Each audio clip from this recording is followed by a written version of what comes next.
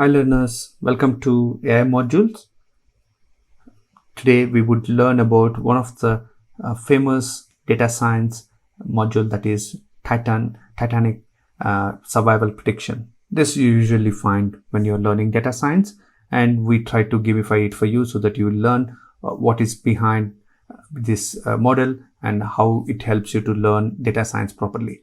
This is an intermediate version. That means we are raising the bar now, and you have other modules. You could explore the data science, computer vision, and natural language processing right over here.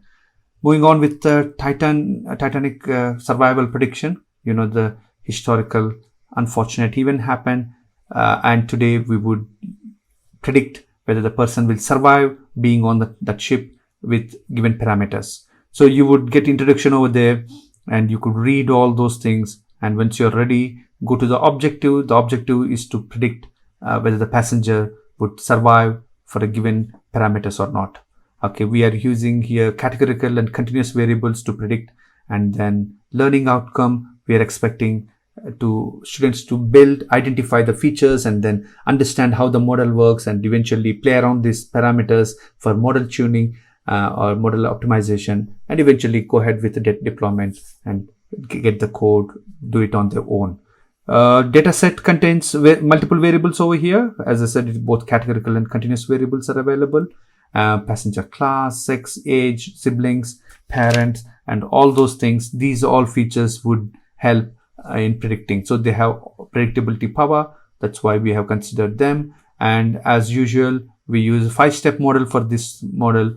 We source the data, we clean it, and we get it ready, make sure it is good, and then EDA and feature engineering. Okay, we do all this EDA techniques, find out the interrelationships and all, and then feature engineering, the predictability power, and then whatever we need to do or work on the features, we complete over here. Algorithm select, right algorithm for the right application, and then optimization, tuning of the model to get better accuracy, and finally deploy it on the web or cloud or wherever you want to, and the code we would give. So those 5 steps are available here. And if you go down, we recommend you to go through all the documentation over here and essential libraries, whatever we used, and then model building. We could go through that, data validation, and finally the deployment. So for the next step, if you see, we are in the data sourcing. Here we have various variables for the data. P class, passenger class, and sex we have already talked about, and you have a lot of data here. If you see, there is a survived, whether yes or no, it depends upon. So this is supervised learning with a target variable over here, 0 not survived, 1 survived. So the model will learn from this data, and eventually it will start predicting.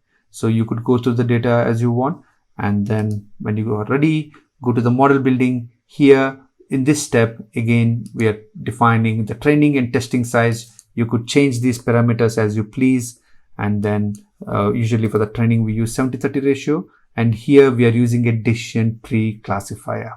Okay, this is a classification technique we are using, and we are using the decision tree algorithm. That is where we are talking about selecting a right algorithm for this problem. Sometimes you may, you get multiple options for the same problem at hand. Here I have criterion, and then imbalance, and minimum samples grid, maximum depth, and features. All these parameters I could select, but as a student, if you're not sure what it is, click over here and you would get the scikit-learn decision tree classifier. You would see the syntax or the algorithm over here. You find all the parameters, whatever you need to learn. Now criterion, what it is, and default is Gini we use, and the splitter. Again, what is the default value? If you give what, and if you don't give, what would the algorithm considers? Minimum sample split, and then that's how it goes on. Here you give the data set, and then all the parameters you will select. That's what we are doing over here. And I'm right now, I randomly select whatever I wish to.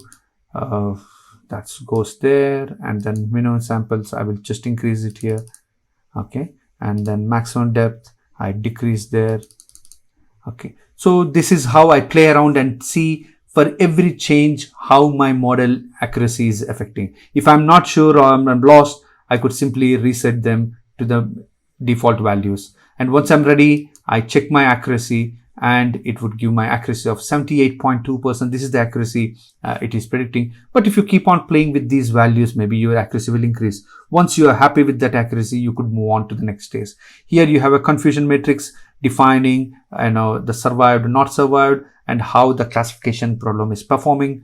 You would find that the confusion matrix. Again, you will learn this as part of your data science course. And then once you're ready, move on to the next stage. Here it is data validation, where you act like a user and give a lot of value. Suppose the person is a second class and there is a female, or we convert into male, and number of siblings, and then age of the traveler.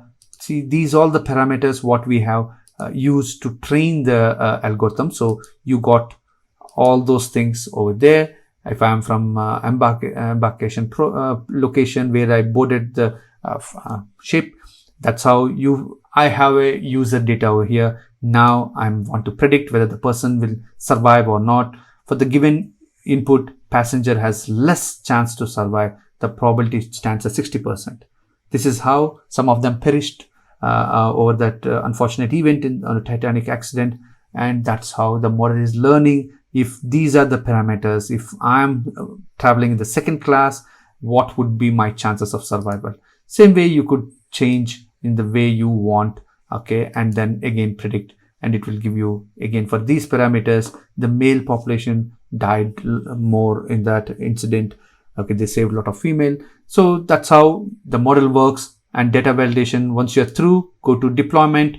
Here you will find various source code options: GitHub, Jupyter Notebook, PDF, and then Python. You could click one of your option and then move on with the code. If you click on the PDF, as I shown earlier, you have all the things you need to do along with the code that's been used. You could copy the code and work on your own model, or use it somewhere else to build your own problem solving.